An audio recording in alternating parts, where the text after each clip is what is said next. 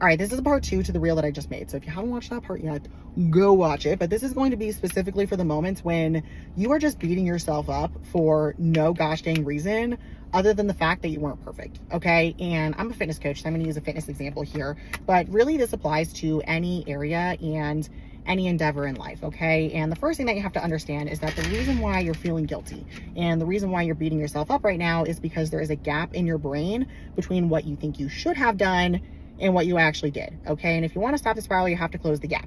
And even though there are some times where we just have to close the gap by acting different, like sometimes we feel guilty because we know dang well we knew better, we just didn't do the thing.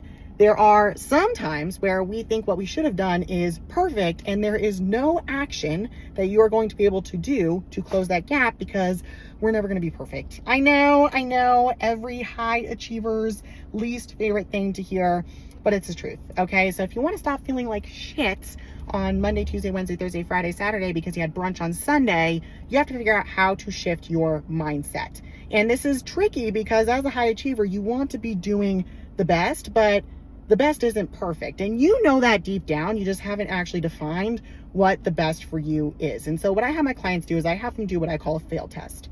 Okay, and what we want to do by doing this is figure out at what threshold are you not meeting the standard that you have for yourself.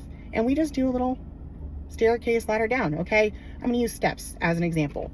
If your goal is to get 10,000 steps a day on your plan, do you feel like you're a failure if you get 9,999 steps?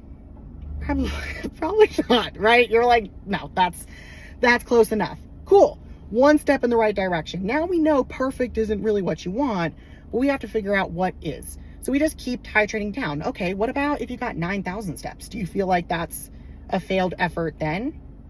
Yes, no, maybe. What about 8,000?